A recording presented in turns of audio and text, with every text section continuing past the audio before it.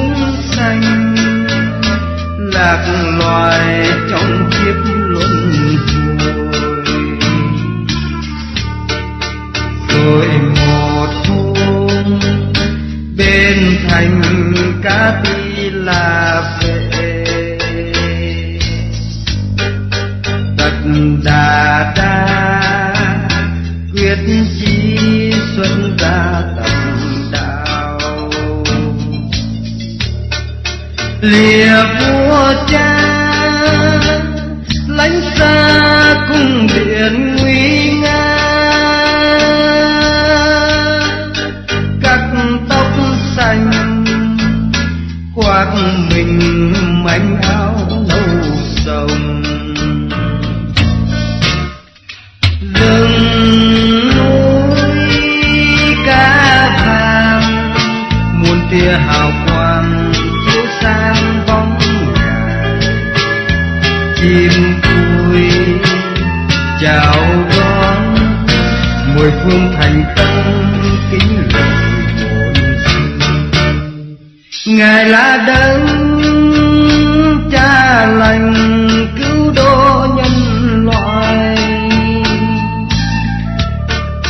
đức từ bi Ngài đèo ánh sáng đạo quang. Đời dương thế si mê tham dần lầm lối, con cúi xin ơn Ngài cứu độ chúng sanh.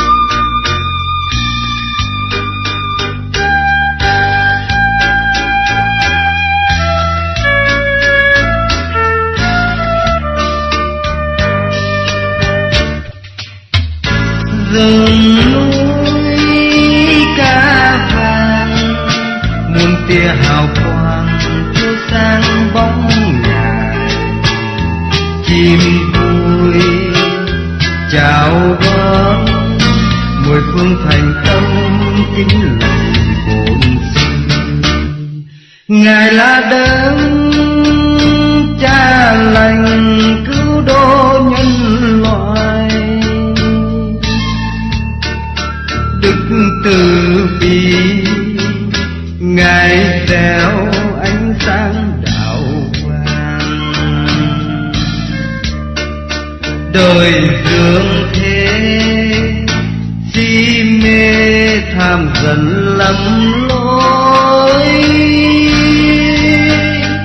con cúi xin ơn Ngài cứu độ chúng sanh.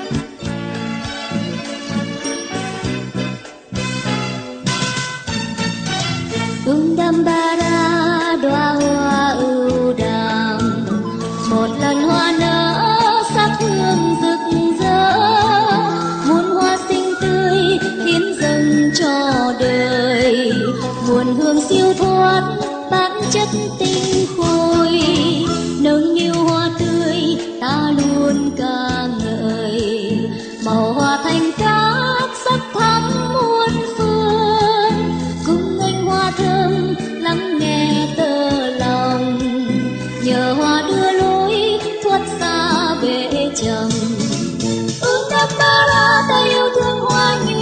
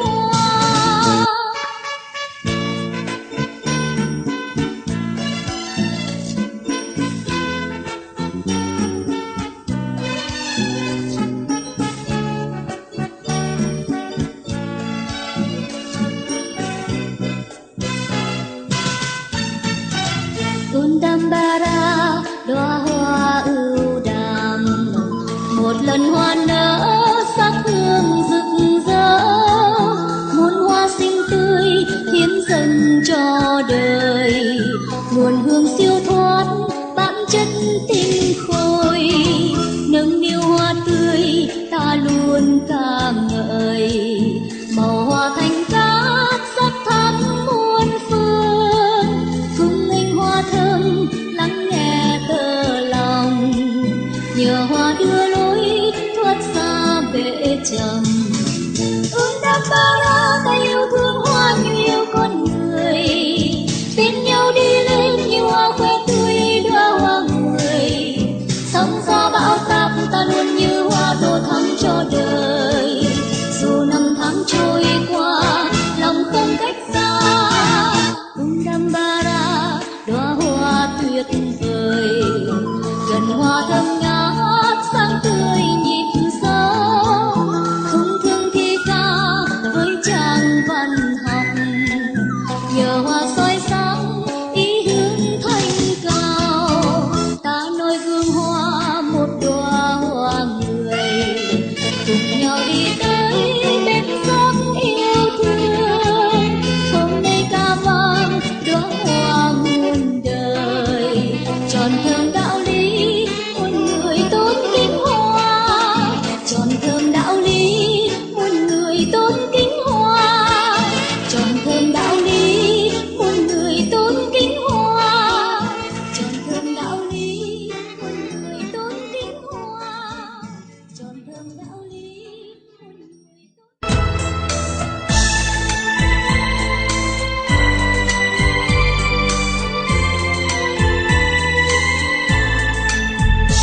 Thầy con với nụ cười ánh mắt đẹp tươi lắm chiếu soi ngàn tối tăm, thầy gieo rắc pháp niệm Phật cùng khắp, thầy chia sẻ những cánh đời lầm than, thầy con với trí huệ sáng láng, từ bi xóa bớt lệ sầu chứa chan, thầy khuyên nhủ sống tranh niềm tình giác, thương hoan hỷ nở nụ cười lạc an, con xin cung kính vâng lời thầy khuyên, quên đi năm tháng đau thương triền miên, không phụ công quá hô chỉ nhiều hơn, thầy thật cao quý sáng ngời chân lý, cho con vững bước trước cơn hiểm nguy, cho con thêm sức dứt ham hận.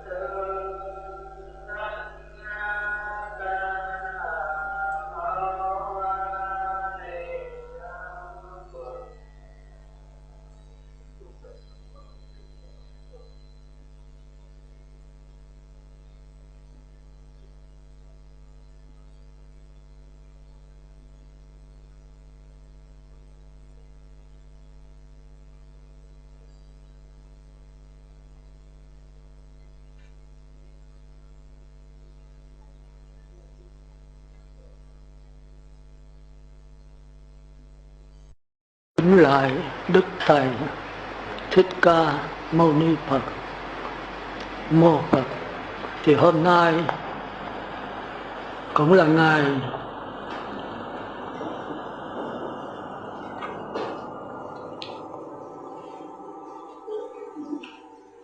ngày mùng 2 tháng 7, thì cũng có Tịnh Xá Ngọc Viên đây có thỉnh tôi để tiếp tục cái bài giảng. Vậy thì thôi, chúng ta đã biết nhau nhiều rồi, chúng ta đi thẳng vào bài giảng vậy để khỏi mất thời giờ. Thì quý vị chắc cũng đã có nghiền ngẫm mấy cái bản tôi đưa rồi ha. Thì đúng là bữa nay là trả bài đó. Đặng tôi biết cái trình độ tôi giảng thêm sâu hoặc là lặp lại những cái cũ.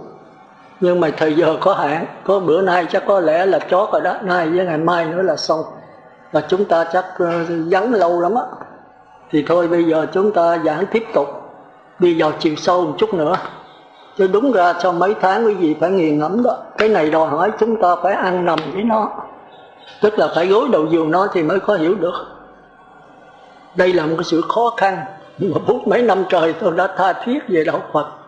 Giữa đạo Phật của 4 đường ác, 4 đường thiện, 4 tiểu thánh và 3 bậc tam tôn nó khác nhau sao? Thì tôi thấy hầu như cái đạo Phật nó mất. Đa số giảng theo tư tưởng không giảng theo người trời. Mà nhất là tăng ni người xuất gia theo Phật, xưng là đệ tử Phật mà tu người trời không nó hơi kẹt một chút. Thành ra chúng ta nên tìm hiểu cái chân lý của đạo Phật, nó khác với đạo người trời ở chỗ nào. Đó là điều quan trọng nhất mà chúng ta cần phải hiểu.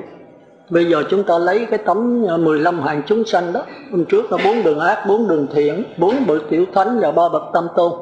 Đây là chúng ta đi vào cái khái quát thôi. Rồi sau đó chúng ta mới qua cái phần chi tiết, tức là cái bản đồ pháp giới đó. Thì chúng ta thấy 4 đường ác thì có địa ngục là nặng nhất đấy, tức là nặng về cái si mê. Ngạ quỷ là nặng về cái tham lam. Thì nội cái danh từ chúng ta biết rồi đó, quỷ đó là đói khát, ngạ đó là đói khát, quỷ là xảo quyệt. Những người đói khát và xảo quyệt thì trong chúng ta có đủ hết á. Nhưng mà chúng ta thấy là chúng ta cải sửa hay không, hay là không nhận thấy, cái đó là tùy theo mỗi người. Thành ra mình phải hiểu 15 hạng chúng sanh này ở ngoài võ trụ mà cũng ở trong mình. Thì theo đạo Phật mình tu vào trong mình trước, chấm dứt 15 hạng chúng sanh trong cái sắc thân không đầy 2 thước này, rồi chúng ta mới ra tùy thuận giáo hóa chúng sanh ở ngoài, ở võ trụ. Thì đó là đi tới quả Như Lai. Còn nếu thấy 15 hạng chúng sanh trong con người của mình thì chúng ta đắc quả A-la-hán. Tức là gánh nặng được đặt xuống, từ nay không còn trở lui ở trạng thái này nữa. Không trở lui tức là không phải trở lại cõi đời này nha. Không trở lui tức là không dính mắc vào tam giới nữa đó. Vẫn ở trong tam giới mà không dính mắc, thì đó mới là đạo Phật. Còn trốn vào niết bàn tịch tịnh quá thành vụ Đức Phật vỡ đấy.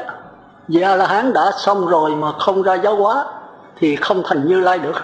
Thì bây giờ giáo hóa cũng 15 hạng chúng sanh thôi. Rồi trong thân mình sao thì ở ngoài cũng đó 15 hạng y hệt vậy. Thì quý vị tự suy nghĩ lấy nha. Chứ đây mà tôi giảng theo ở ngoài nữa thì chắc không có thì giờ. Khi nào gặp nhau chúng ta sẽ giảng sâu kỹ lại. Thành ra cái tạp niệm đó nó gồm có phù trần căn, còn cái nhất niệm thì có tịnh sắc căn. Thì hai cái này thường thường chúng ta không để ý. Phù trần căn đó là mắt, tai, mũi, lưỡi, thân và ốc. Khi chết rồi đó thì nó hư liền, nó hoại liền. Thành ra con người mà khi không hít vô thở ra rồi thì 6 cái căn này hoại. Nhưng mà còn cái tịnh sắc căn là các dây thần kinh không hoại đâu. Cái chỗ đó là chỗ phát hiện cảm giác đấy. Còn cái này là chỗ phát hiện cảm giác của ngạ quỷ và súc sanh Atula ác thần. Còn tịnh sắc căn là chỗ phát hiện cảm giác của người trời dục giới, trời sắc giới và trời vô sắc. Hai cái khác nhau rất xa. Thành ra bên di thức đó, người chết rồi là không được đụng tới cái thi thể, phải 8 tiếng sau thì mới được liệm. Mà nếu mình không hiểu là nhiều khi đụng tới rồi cái xác thân còn cảm giác cho nên nổi sân. Do cái chỗ này là cái chỗ khó. Thành ra có một cô đó ngoài quốc đó, thì đó tôi ở tới Đà Lạt đó, cô nghe cái này rồi cô sợ quá đi.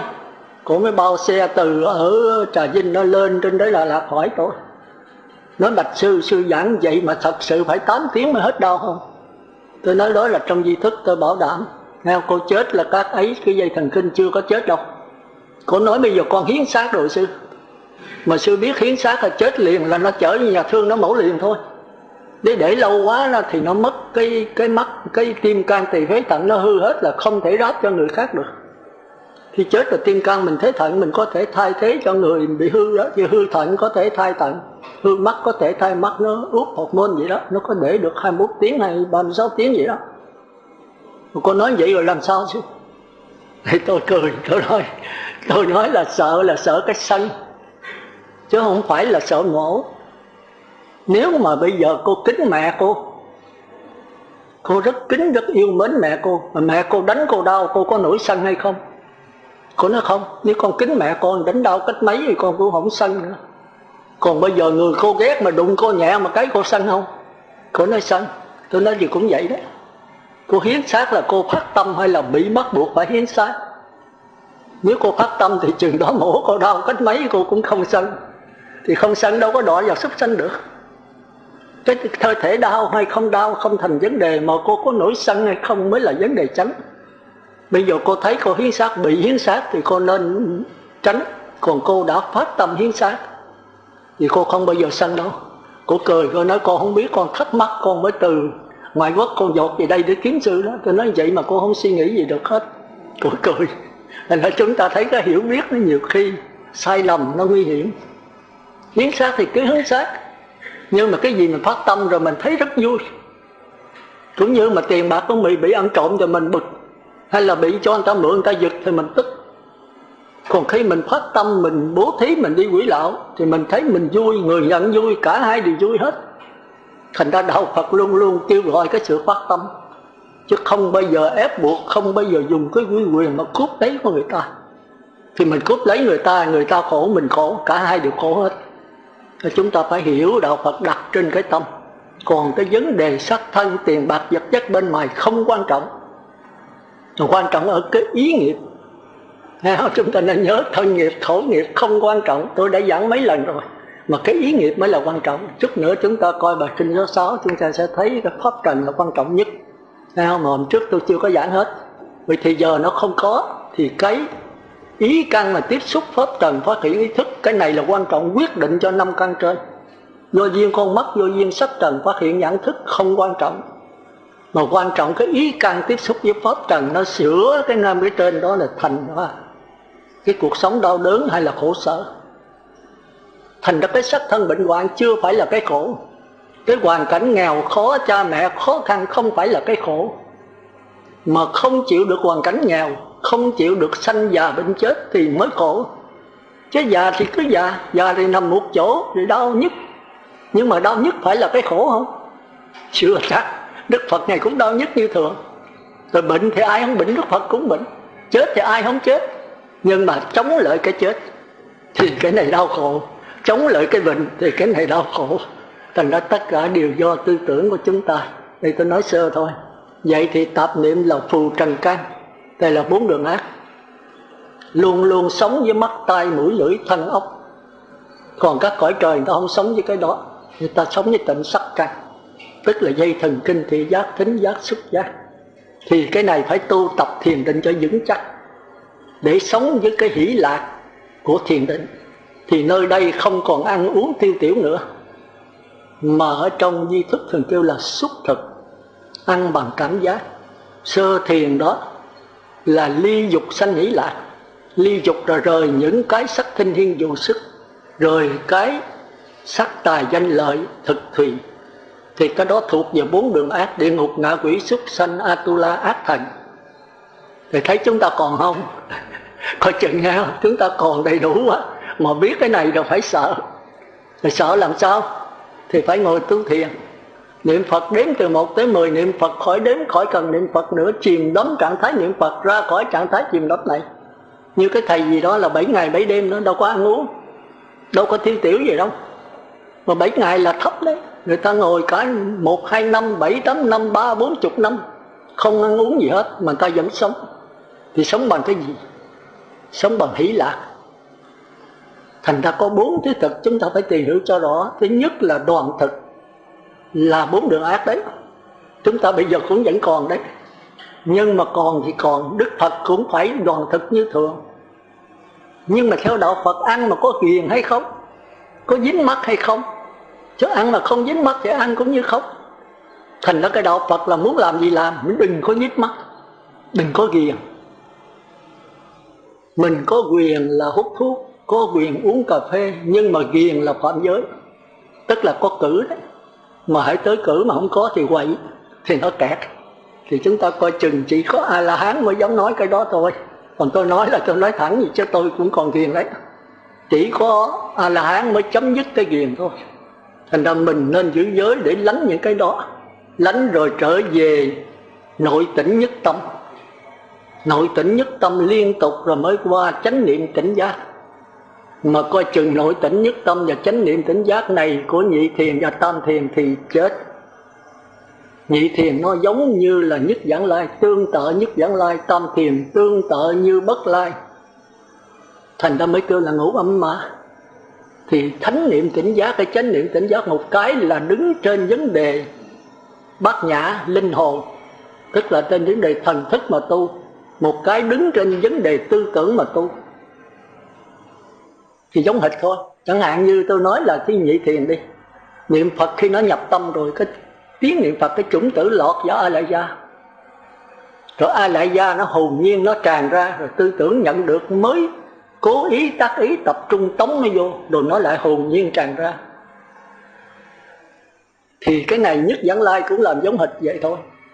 Nhưng mà nhất vãng lai người ta đứng trên vấn đề hồn nhiên để người ta nhận lại, người ta lắng nghe nó. Còn nhị thiền đó thì lớn là vấn đề tư tưởng tập trung để tống nó vào.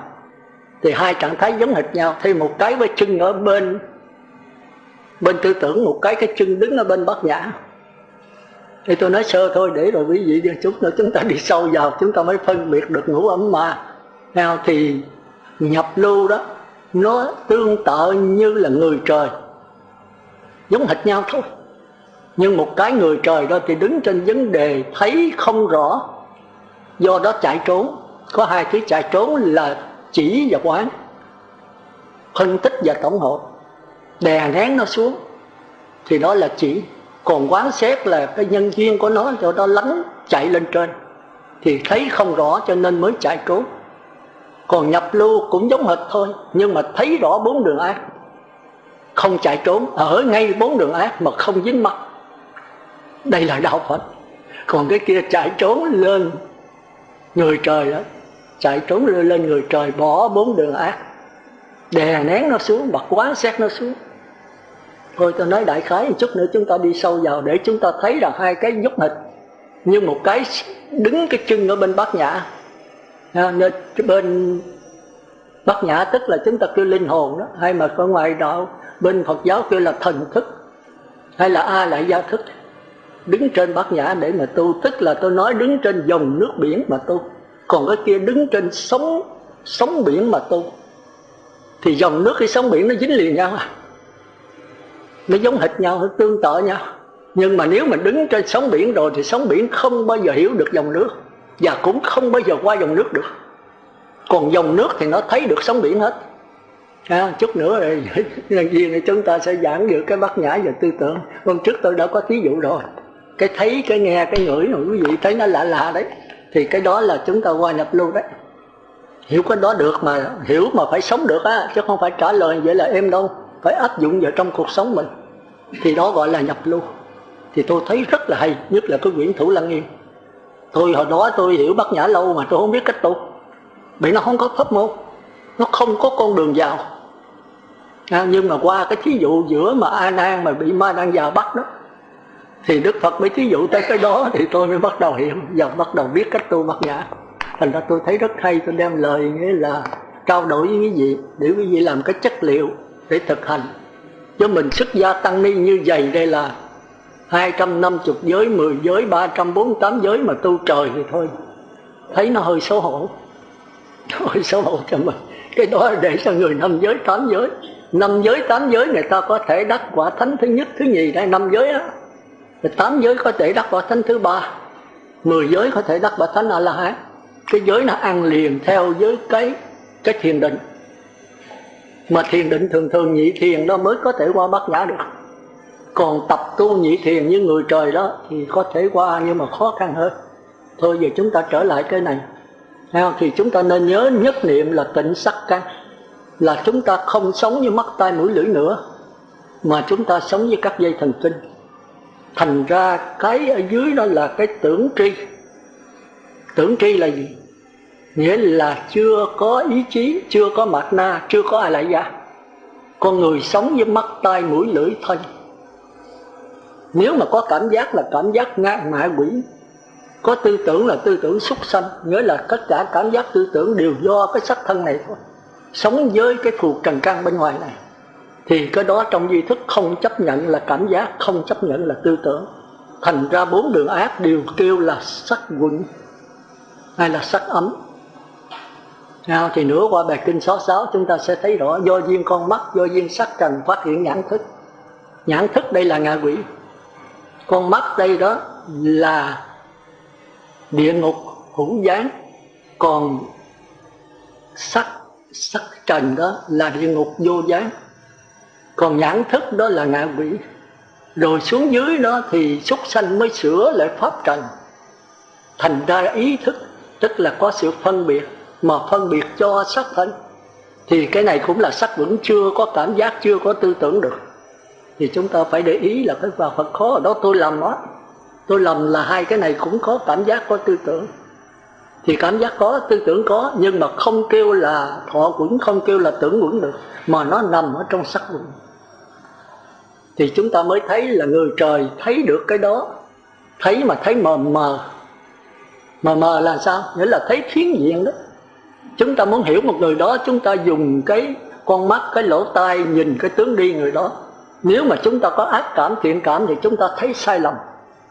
Còn nếu chúng ta không ác cảm, không thiện cảm gì hết, mà nếu chúng ta có học về khoa báo toán thêm tướng rồi đó, thì chúng ta đoán được chừng 50-60% thôi. Đó là cái thấy của người trời. Còn cái thấy đạo Phật là cái thấy toàn diện. Toàn diện là sao? Toàn diện là cái thấy trực giác, chứ không có phải dùng tư tưởng để phê phán, dùng cái kinh nghiệm kiến thức học về bói khoa tướng số mà coi người đó thì trúng 50-60. Còn nếu có thiện cảm ác cảm thì lại chết nữa. Cái ghét thì trái ấu của trái ghét thì bồ hòn cũng méo tứ tung. Thì chúng ta phải hiểu cái đó. Còn đạo Phật thì sao? Khi nhìn người đó là không phê phán, không chỉ trích, không gì hết, trở về cái lặng lẽ chân tâm, nghĩa là cái thần thức người đó, trở về cái dòng nước linh hồn của người đó. Thì chính cái sắc thân này, tất cả kinh nghiệm, kiến thức, ký ức, cảm giác đều nương vào lòng nước linh hồn để mà phát hiện. Thành ra mình trở về dòng nước linh hồn là trở về toàn diện con người đó. Không có người phán xét và người bị phán xét nữa, không có người quan sát và đối tượng được quan sát nữa. Mình chính là toàn thể con người đó. Thì cái này kêu là cái hiểu biết toàn diện. Thôi đại khái như vậy không? Chút nữa chúng ta trở lại. Thành ra chúng ta thấy cái tưởng tri đó là chưa có ý chí, chỉ có sắc thân, sắc nhãn thức, nhĩ thức, tỷ thức, thiệt thức, thân thức và ý thức thôi. Sống với bản năng, sống với nhân quả, chưa có một sự cải sửa. Rồi tới thức tri là bắt đầu có mạt na, tức là có ý chí để cải sửa. Và có ai lại gia, hôm trước tôi đã giảng rồi, nhân quả với nghiệp khác nhau như thế nào. Thì hôm trước quý vị có nghe, nó nhớ này, tôi khỏi lập nữa, thời giờ nó không có đâu. Chúng ta còn có 4 thời nữa thôi. Thì 4 thời chúng ta còn nhiều việc lắm. Thì tôi chỉ lập lại những cái cũ thôi. Thành ra loài thú chưa có nghiệp. Hãy nó bệnh một cái rồi thì nó thấy con chó nó bệnh, nó ra nó nhai cỏ ọc ra hết. Còn hết thì sao? Chết. Có thế thôi. Còn con người với cõi trời không được vậy đâu. Hay người thì phải có chích thuốc nè, có uống thuốc ta nè, thuốc bắc nè, thuốc nam nè, thuốc tây nè, có chích nè, có dây ấn nè, có mổ xẻ nè, có cạo gió nè, đủ thứ hết. Thì cái đó là có nghiệp, tức là có một cái ý chí, có một sự tính toán, một cái so sánh, một cái để mà quyết định cải sửa những hành động mình.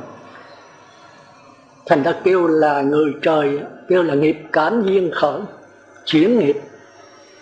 Có người sống với người nhưng mà cái tâm là tâm thú, hoàn cảnh khổ quá chịu à.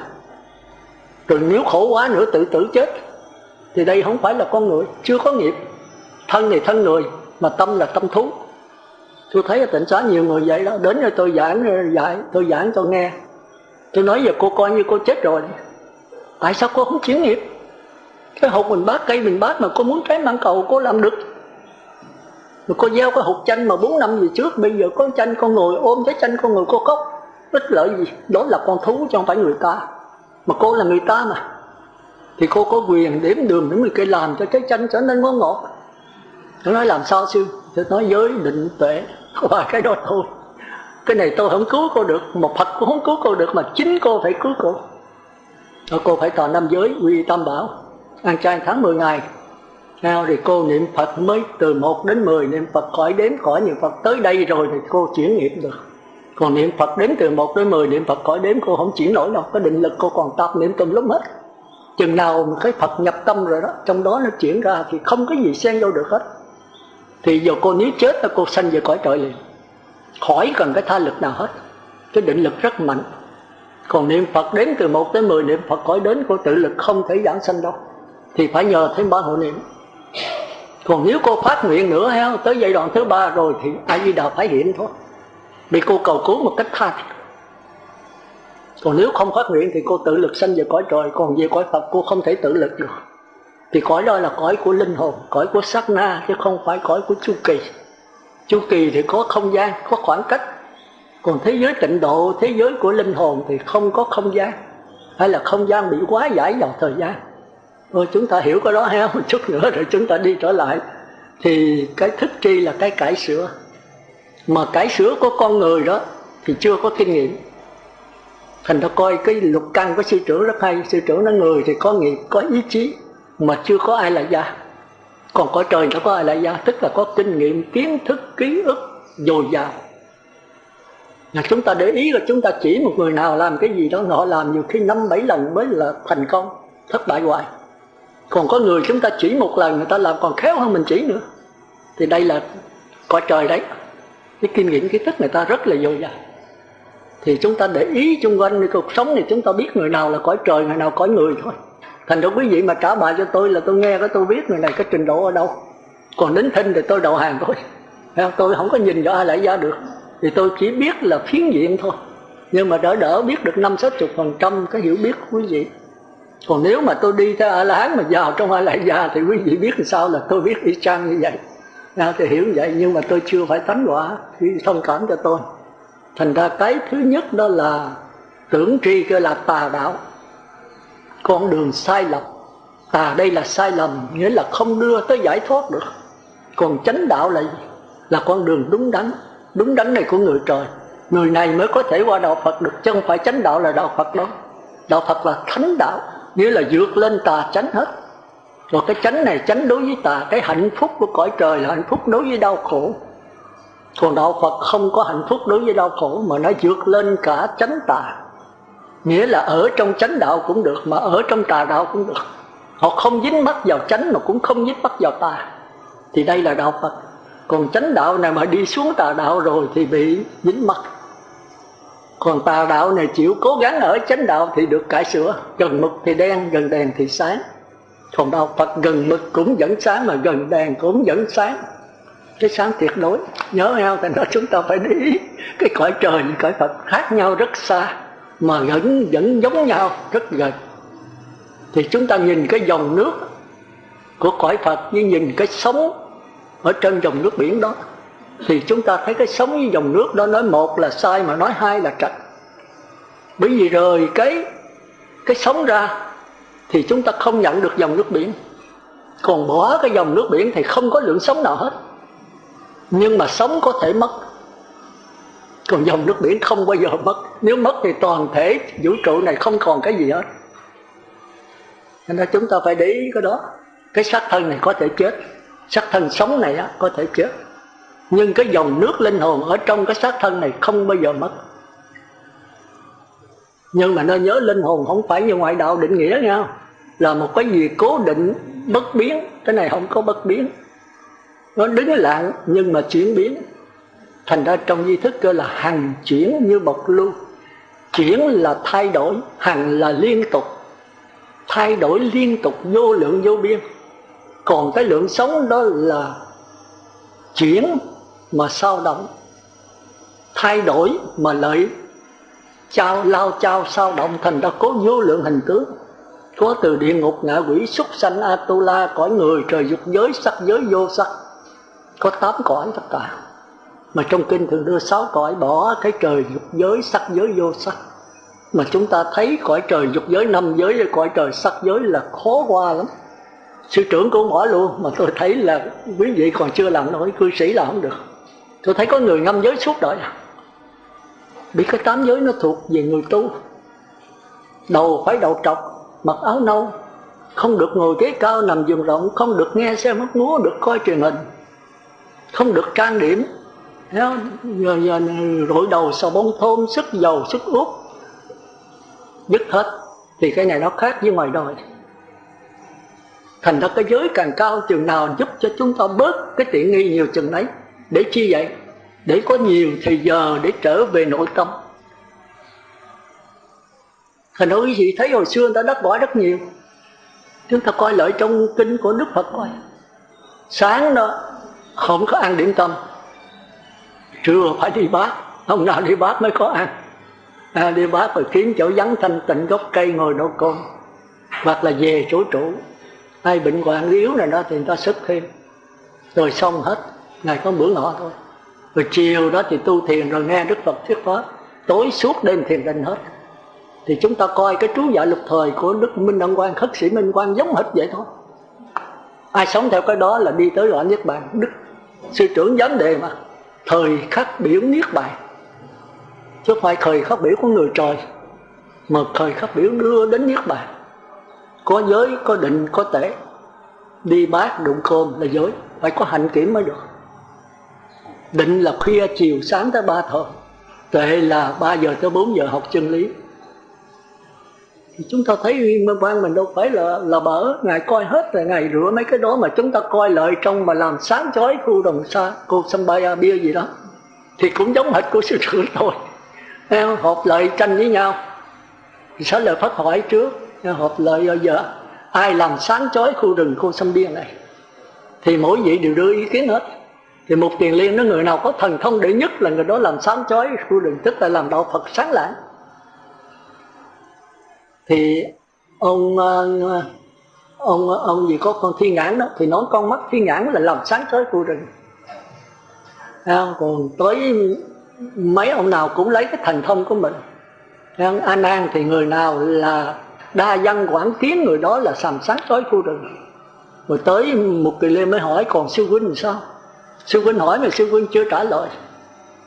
Thì Xá Lợi Phất nói người nào mà trí tuệ đệ nhất đó làm sáng chói đạo Phật. Đâu có ai chịu thua ai, mới đi hỏi Đức Phật. Đức Phật mới đưa ra cái thời khắc biểu Niết Bàn giống như sư tổ. Đức Phật nói người nào làm sáng chói khu rừng theo Như Lai đó là ngồi thiền suốt đêm, tới sáng tới giờ quải bát vô đi bát, rồi về độ ngọ, rồi chiều đó mát nghe thuyết pháp, rồi khuya chiều sáng tu tịnh suốt. Người đó làm sáng chói khu rừng Cô Sinh Bia, tức là làm phát huy sáng chói huy hoàng đạo Phật. Ông nào phải đi tới trí tuệ, đi tới đa văn quản lý mà không qua có đó được. Tức là con đường duy nhất chỉ có một thôi. Một con người giàu muốn tu thiền định, giàu muốn tu trí tuệ, giàu muốn tu tịnh độ, giàu muốn tu tứ niệm xứ, giàu muốn tu bát nhã, bất gì cũng phải qua con đường đó thôi. Rất là thanh tịnh, rất là thanh thản. Nhưng mà cái đó là cái điều kiện ắt khó và đủ để qua trí tuệ, chứ nó không phải là trí tuệ. Chúng ta để ý Đức Phật bằng đầu mà đắc quả, Ngài thuyết pháp đầu tiên là thuyết cái gì? Thuyết về trung đạo của sắc thân. Rồi lúc làm Thế tử thì thái quá, tới tu khổ hạnh thì nhịn đói thích thích nhất, không đưa tới đạo quả. Cuối cùng ăn lại một bữa để giữ sắc thân này thôi, để có thời giờ đánh để mà tham thiền. Và cuối cùng đi tới cái trung đạo của tâm.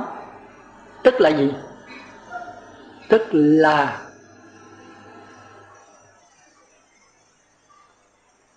là pháp thân thường trụ của Như Lai.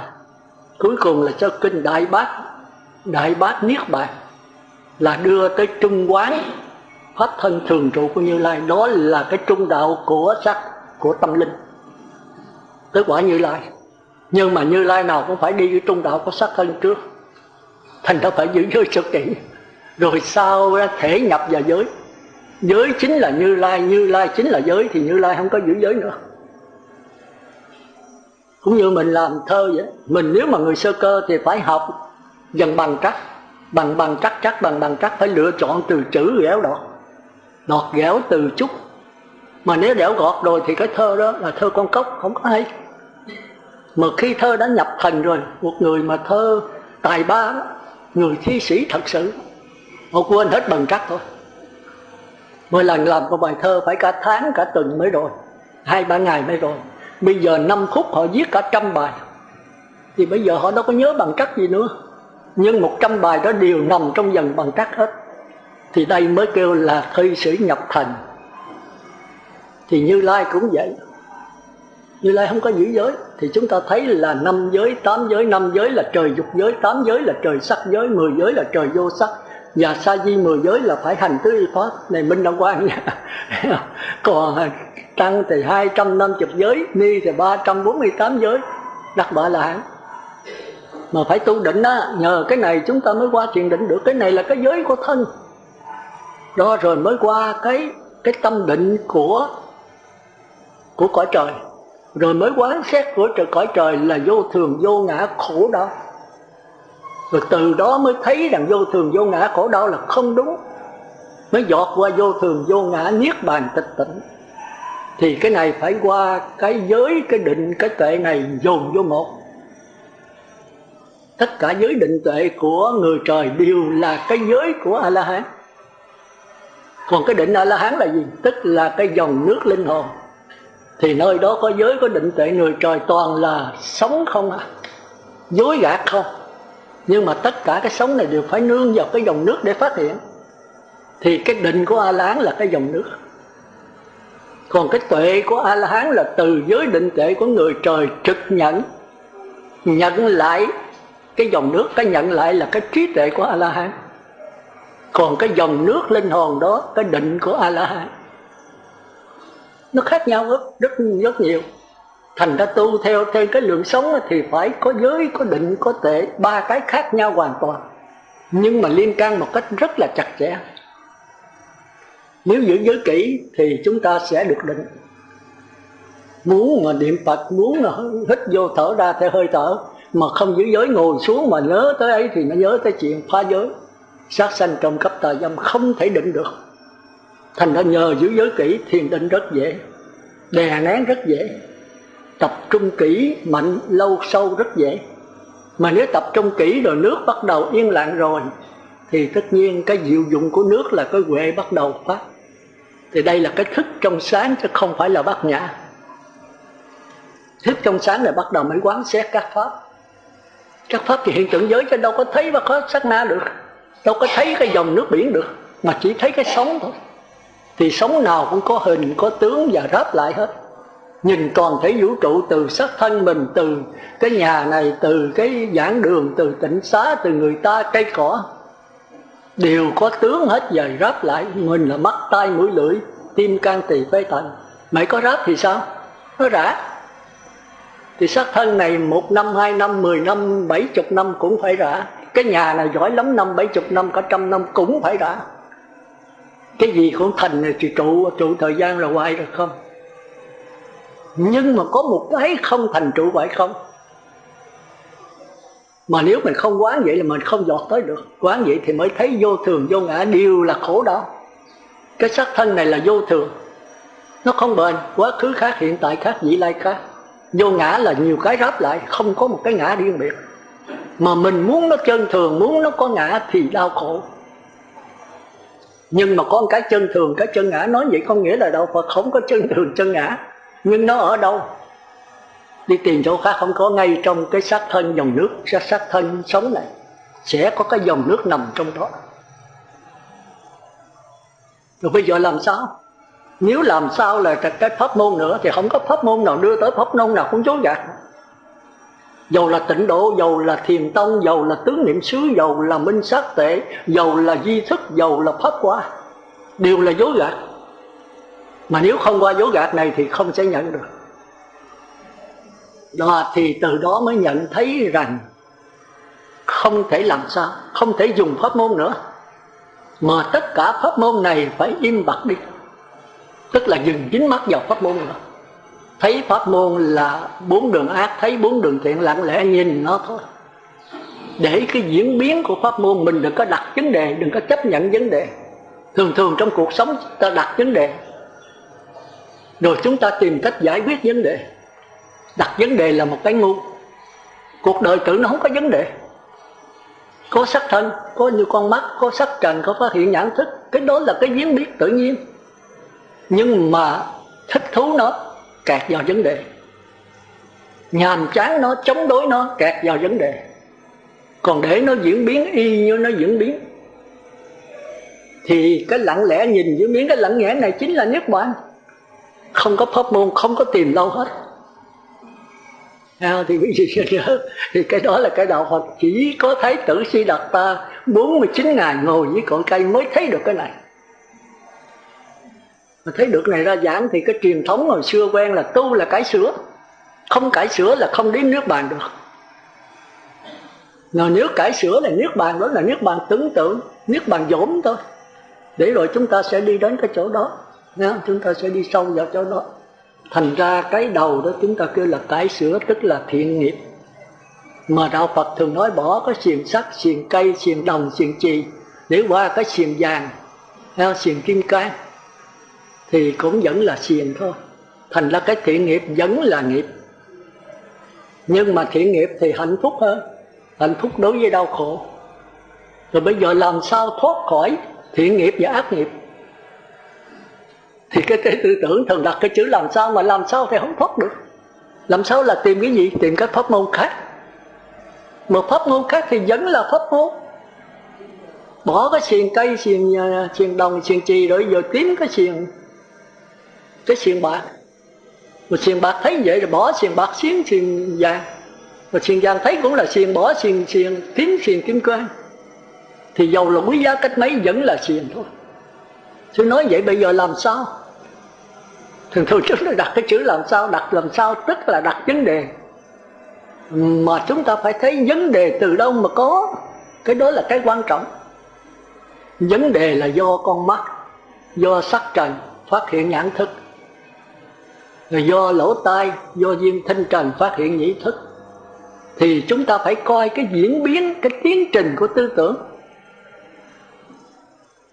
Và do duyên ý căn tiếp xúc với pháp trần mới sửa cái đó thành ý thức.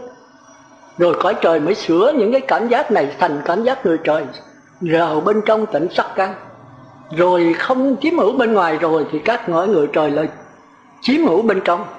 Không sống như cái dục vọng ly dục nữa. Thì lợi chiếm ở cái bên trong là cảm thọ. Sống không cần đoàn thực mà xúc thực.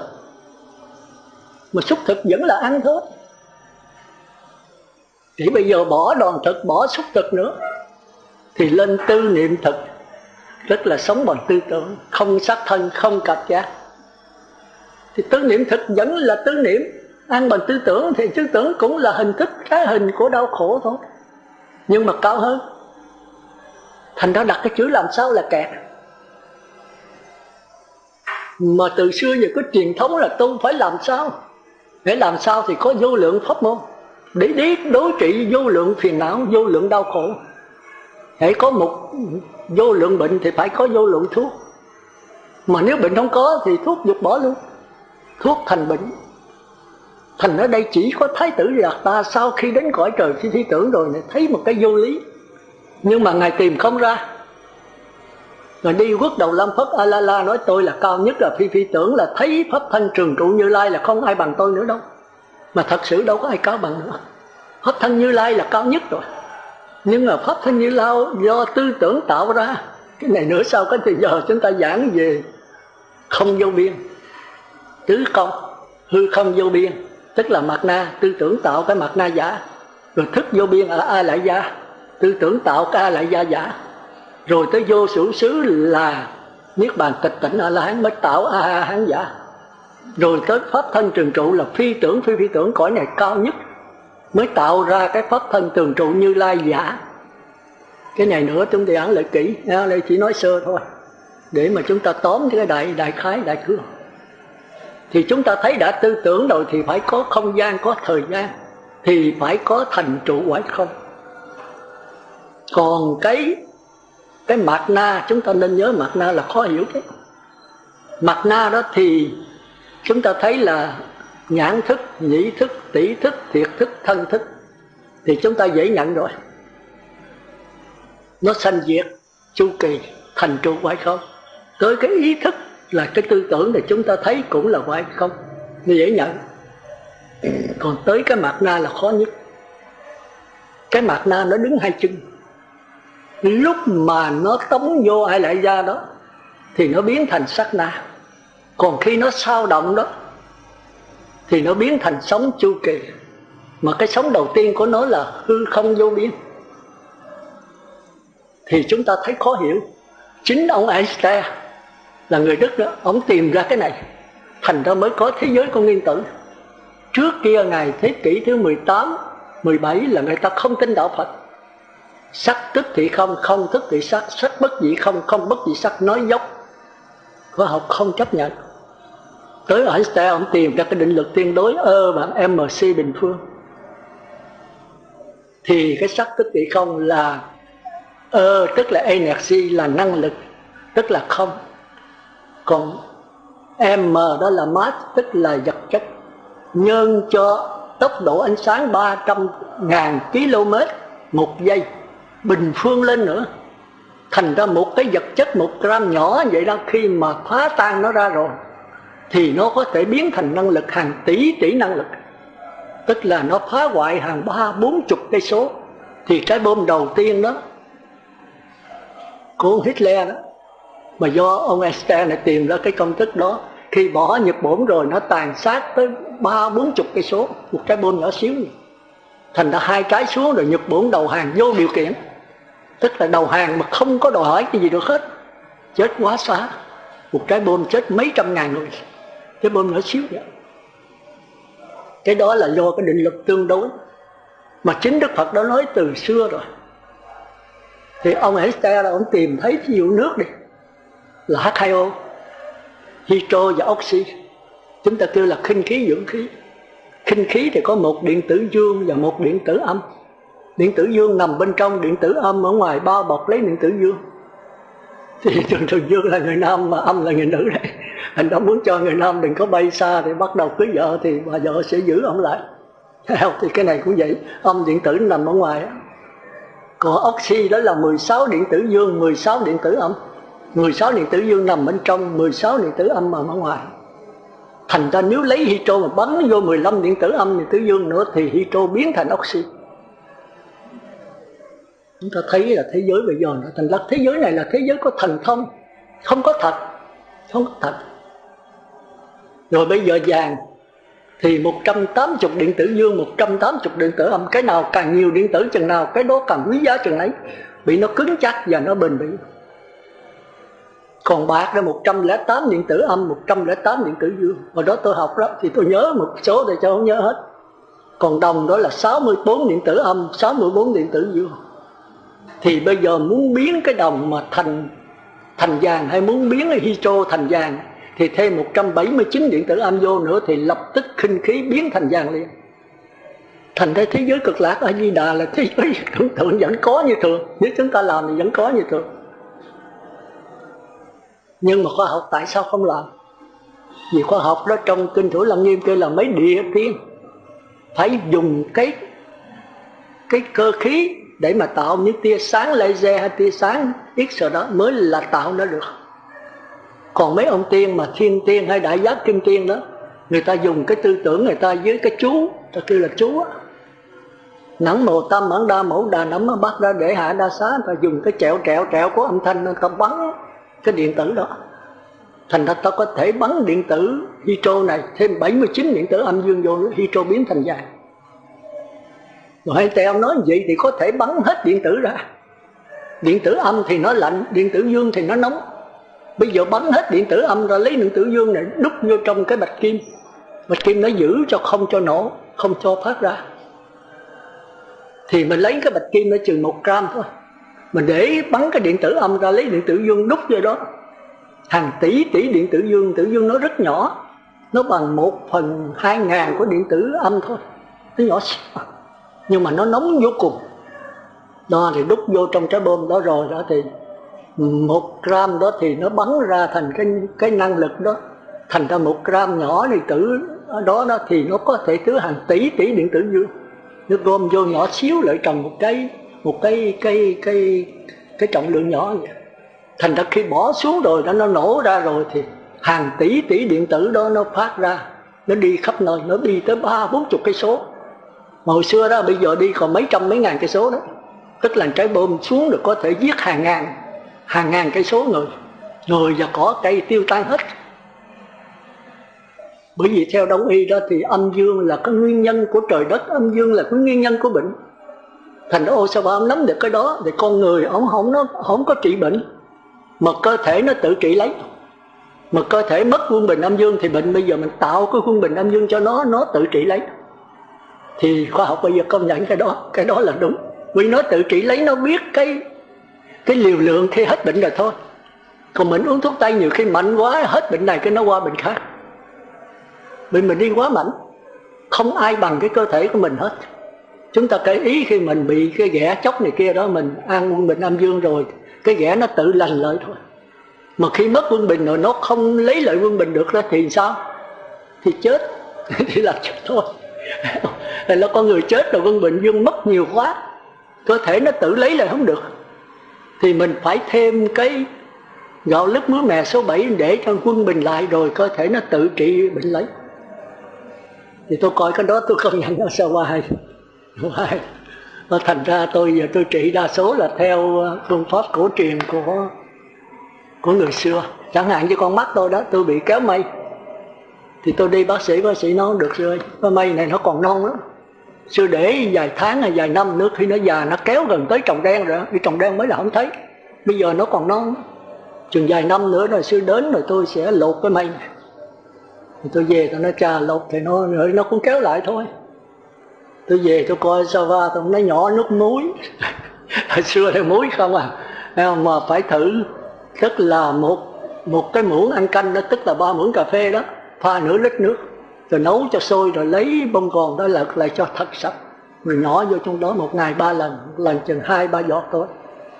Tôi nhỏ đâu tháng mấy tôi đem tiếng tôi coi cái mây đó mất tiêu hồi nào không ai. Rồi sau bây giờ tôi nhỏ 2 lần thôi, trước khi ngủ sau khi thức, thì con mắt không bao giờ trở lại nữa. Mà con mắt rất là đen, và ánh sáng tôi bây giờ có 0,75 độ thôi, tức là chưa tới 1 độ nữa. Thì chúng ta thấy hay, một cái ngồi thiền nó giúp già cái trị bởi con mắt. Rồi sau tôi bị lỗ mũi, bị mổ cái lỗ mũi nữa, mũi bị xoăn mũi, nó có mũ trong đó. Thì đi lên trên Sài Gòn mổ xong rồi về, ông bác sĩ nói tái phát đấy, nếu sữa ăn không cự thì lâu 1-2 năm khi mà nó hơi thúi có mùi sư lên đây phải mổ lại. Tôi nghe tôi hết hồn. Giờ coi sao ba nói nhỏ nước muối. Thì tôi thấy nước muối cũng là nước muối của con mắt thôi, nhỏ lỗ mũi luôn. Tôi nhỏ tới bây giờ 10 mấy năm không tái phát, nó diệt hết vi trùng trong đó. Rồi bây giờ tới cái lỗ tai già nó lùng bùng nữa, nó muốn hoại hết. Thì đi bác sĩ coi, bác sĩ nó cũng có chị sư lớn tuổi rồi, kệ nó điếc thì chịu thôi, chứ sư mổ ra nữa nó kẹt lắm, cái lỗ tai mổ nó khó lắm. Thì tôi về không biết làm sao, thì coi Jova nói cũng trị nước muối. Cũng nước muối thôi. Thì tôi thấy nước muối cũng 3 độ tới 5 độ, rồi tôi không biết làm sao mà nhỏ nước muối vô lỗ tai.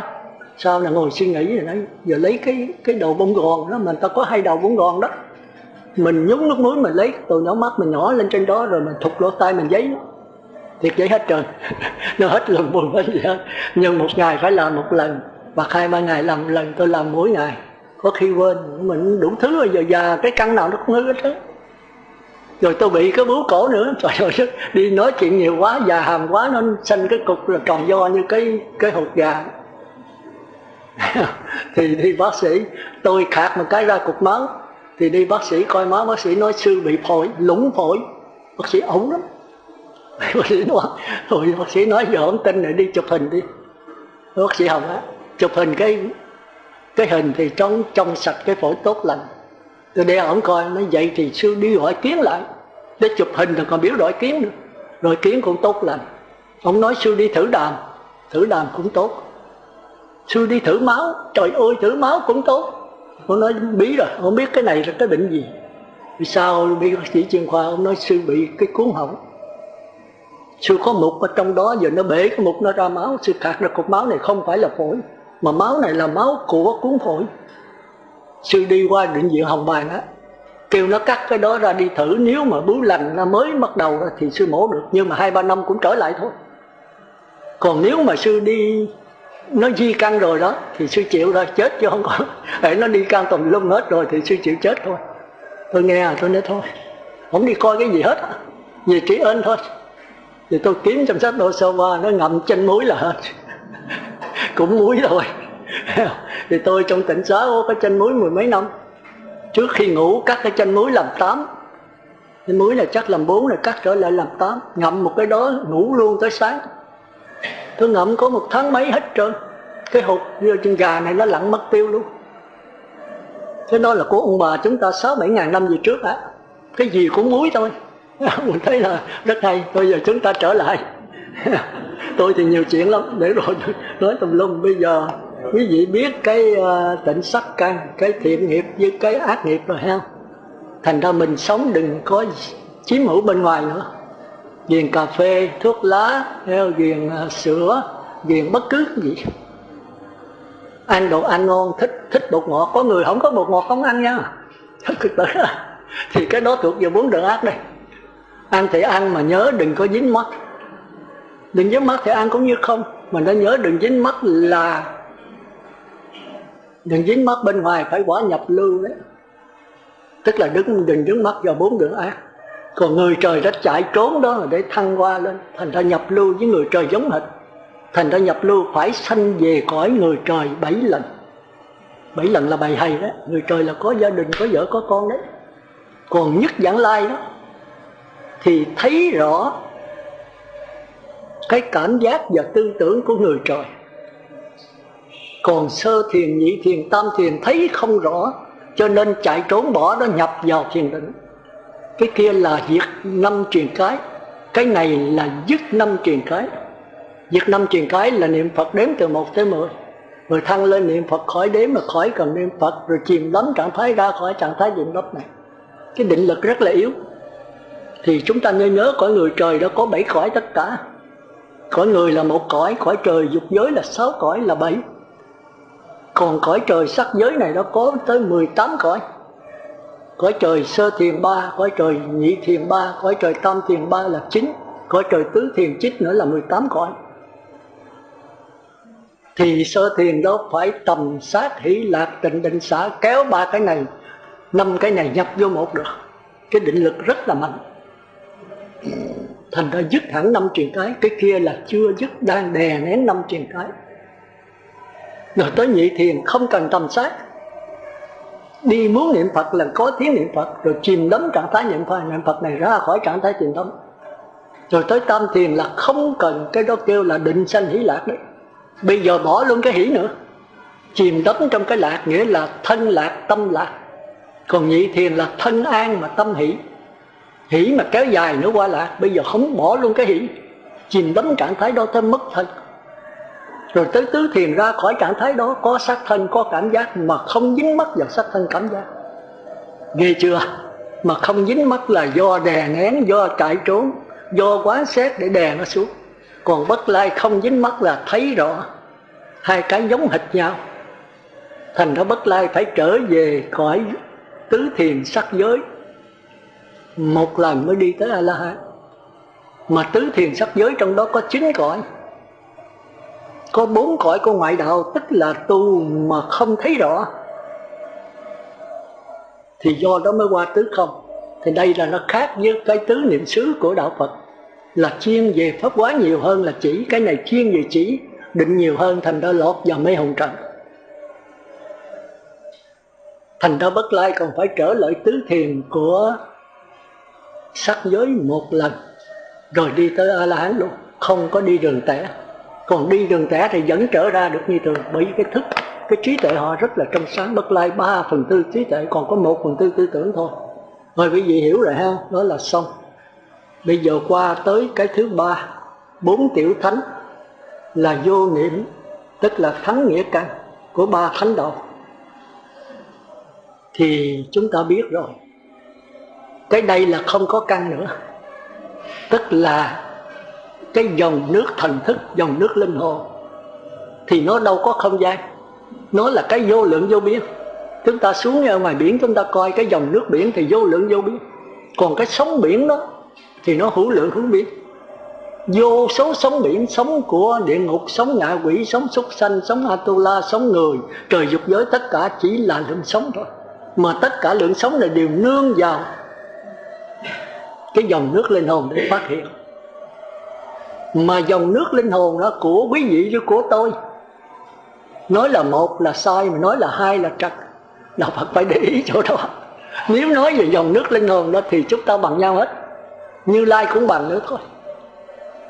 Nhưng mà nói về cái mờ mờ ở trong dòng nước đó, tức là chủng tử dưới hình thức năng lực. Thì như nãy tôi nói đó, thí dụ như là ông Einstein tìm ra cái định lực tương đối đó, thì khi mà ông phá vỡ cái điện tử cuối cùng lấy hydro đó, bắn bỏ cái điện tử đó, thì nó biến mất. Mà biến mất ông kêu là năng lực.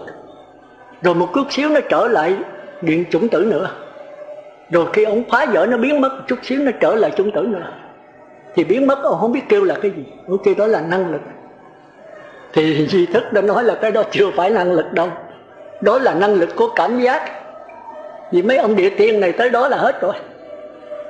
Còn mấy ông thiên tiên đó, với đại giác thiên tiên, tức là các cõi trời sắc giới vô sắc đó, thì ta ngồi thiền ta thấy được. Thành ra cõi người trời là không thấy được cái này, không hiểu được cái cảm giác. Còn tới trời sơ thiền, nhị thiền, tam thiền, tứ thiền ta thấy được cái cảm giác này.